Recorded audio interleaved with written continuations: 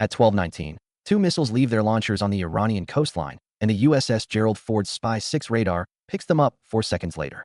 Two contacts ballistic trajectory steep climb. The Aegis Combat System begins building intercept solutions immediately. In the Gerald Ford's electronic warfare suite, Lieutenant Commander Thomas Grant looks at the launch signatures on his passive sensors and notes the frequency the Iranian targeting radar used to acquire the ship before firing. He notes it the way he notes everything automatically out of habit. He has no idea yet what that habit is going to mean in the next 9 minutes. To understand what Iran fired at the Gerald Ford this morning, you need to understand what makes the Hormuz-2 different from every other missile in Iran's arsenal, because this is not accolage FARS. This is not a sigil. Thesis, not any weapon the Gerald Ford's crew has encountered before. The Hormuz-2 is Iran's anti-radiation ballistic missile. It does not search for the ship's hull visually. It does not ping the surface and wait for a radar return. It carries a passive radiation seeker, a sensor that detects, classifies, and homes on the electromagnetic emissions a warship generates simply by operating its defensive systems. The Spy-6 radar, the fire control radars, the failing targeting system, the electronic warfare suite.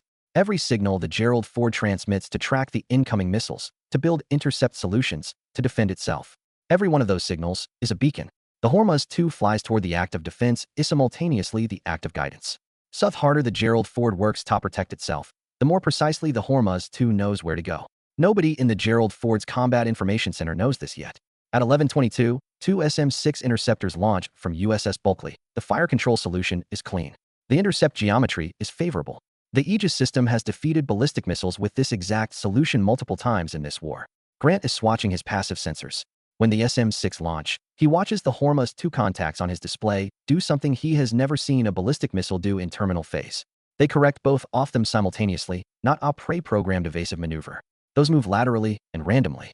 This is azimuth, purposeful correction toward a specific point, toward the strongest emission source in the formation, toward the Gerald Ford's Spy-6 radar array. The SM-6s reach their intercept points and find nothing. Both missiles have moved. Both have corrected toward the radar. The interceptors detonate in empty air. Grant stares at his display for 3 seconds. The Hormuz's two contacts are still descending, still correcting, still homing on the Spy-6 emissions, and he understands in those 3 seconds what there's looking at. He picks up the circuit to the Combat Information Center at 11:23. He tells OAE exactly what he's seeing. The missiles are homing on radar emissions. Every system activated gives them a stronger signal to follow. The SM-6 fire control radar made it worse. Whatever comes next will make it worse. OS looks at his display. Two contacts still descending. SM-6 expended. Time to impact 5 minutes and 40 seconds. He processes what Grant told him for 2 seconds, and then does what every piece of training he has ever received tells him to do. He activates the broadband jamming suite. Grant watches his display and feels his stomach drop. The moment the jamming signal transmits, stronger than the Spy-6, broader, more powerful. Both Hormuz-2 contacts sharpen their correction angle instantly. The missiles have found a better signal. They have switched targets. They are now homing on the jamming transmitter with more precision than they had before. He is back on the circuit before OS has finished reading the jamming confirmation. Turn it off. The jamming made it worse. They switched to the jamming signal. Turn everything off. Every emission, every radar, every system. We need to go completely dark right now. OAE cuts the jamming at 11:24. Then he looks at his display. The contacts are still descending, still correcting. Time to impact 4 minutes and 50 seconds. Going dark means losing the intercept solutions. It means the phalanx can't track. It means the formation is blind against two ballistic missiles in terminal phase with less than 5 minutes remaining. He does not go dark. He cannot go dark. Every instinct, every doctrine, every piece off training tells him that a ship that stops defending itself against inbound ballistic missiles does not survive. He activates the phalanx targeting radar instead. Grant watches the phalanx come online and watches both Hormuz's two contacts register the new emission source simultaneously. They split. One missile continues homing on the Spy-6, the other corrects toward the phalanx targeting radar on the Gerald Ford SPO. Two missiles and two radar sources each, one homing on a different system on opposite ends of the ship. He gets back in the circuit. The phalanx made it worse. We now have one missile aimed at the island and one aimed at the bow. Every system we turn on gives them a new target. We have to go dark. It is the only option left. OAE stares at his display. For minutes and 20 seconds. Two contacts splitting toward opposite ends off the ship. The phalanx engagement window against a ballistic missile in terminal phase is already marginal under normal conditions. Against a missile that is actively homing on the phalanx zone radar signal, the engagement probability is effectively 0. The system will be tracking a missile that is tracking it back. He does not got arc. Not yet. He fires the phalanx anyway because it is the last conventional option and conventional options are all he has. The phalanx fires at 11:26 for 1,500 rounds per minute, tracking a contact that is homing on its own targeting signal. The rounds reach the intercept point, and the Hormuz-2 that was homing on the phalanx radar executes a terminal correction not away from the rounds toward the radar that is guiding the rounds and flies through the burst undamaged. 2 minutes and 30 seconds to impact. 2 missiles still descending. Every conventional defense exhausted.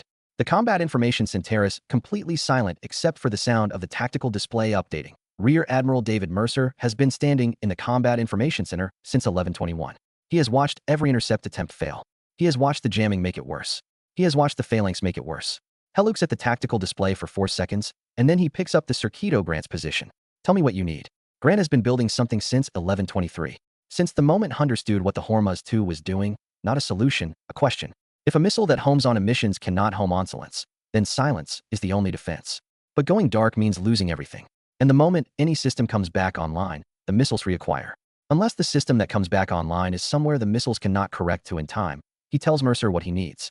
Total darkness for 4 seconds, then one system.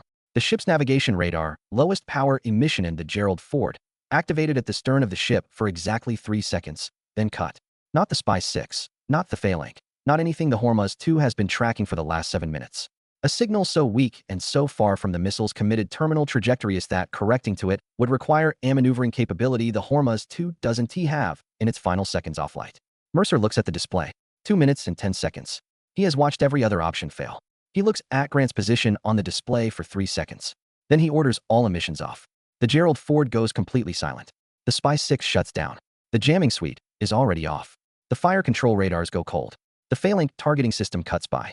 Every electronic system in the most powerful carrier ever built stops transmitting. And the Combat Information Center fills with the particular silence of a ship that has just voluntarily gone blind with 2 ballistic missiles 90 seconds from impact. On Grant's passive sensors, both Hormuz-2 contacts stop correcting. Their descent trajectories straighten. They are flying the last heading they had before the emissions cut. One aimed at where the Spy 6 was. One aimed at where the phalanx was. Both aimed at positions on a ship that has been making 28 knots for 9 minutes. Both aimed at points in space the Gerald Ford no longer occupies. For seconds of darkness, AT 1128, Grant activates the navigation radar at minimum power from the Gerald Ford stern, the weakest signal on the ship. I'm positioned at the opposite end off the carrier from where both missiles are committed to impact. Both contacts register the new emission. Both attempt to correct. The first missile is too deep in terminal phase. The correction angle required to reach the navigation radar exceeds its maneuvering capability by 14 degrees. It continues on its committed trajectory and impacts the Arabian C-160M off the Gerald Ford starboard bow. The explosion sends a wall of white water across the carrier's forward flight deck. The ship shudders. The crew grabs for anything solid. Nothing touches the hull. The second missile reacquires the navigation radar and begins correcting. It has slightly more altitude remaining, slightly more maneuvering authority. It pulls 11 degrees off correction in its final seconds and impacts the Ocean 40M off the Gerald Ford's port bow. The explosion is close enough to throw 2 crew members off their feet in the passageway outside the Combat Information Center. Every window on the port bridge wing shatters from the overpressure. 0 hits, 0 hull damage, 0 casualties. In the Combat Information Center, nobody speaks for approximately 4 seconds. Then Mercer picks up the circuit to Grant. How long did you know what those missiles were doing since the first M6 missed? Grant says about 90 seconds. Mercer doesn't respond to that for a moment. Then he asks the only question that remains. Can you blind the rest of them? Grant looks at his passive sensor display at the Iranian targeting radar frequency he wrote down at 1119 out of pure habit. The specific frequency the launcher used to acquire the Gerald Ford before firing. The same frequency every Hormuz-2 launcher in Iran's remaining inventory uses to aim its missiles. He already has it. He has had it since before the engagement began. He transmits it to the EA-18G Growler, orbiting at 28,000 feet at 11:29. The Growler's electronic warfare officer receives the frequency and understands immediately what it means to AT-1130. The Growler transmits a focused jamming signal on that exact frequency at maximum power across the entire theater. Not broadband jamming. Surgical, precise, aimed at the one specific frequency Iran needs to aim every Hormuz-2 it has left. Every Iranian targeting radar operating on that frequency goes blind simultaneously. Every launcher, every battery, every position along the Iranian coastline. Iran's deadliest missile is not just grounded. Every launcher Iran has left cannot acquire a target, cannot aim, cannot fire.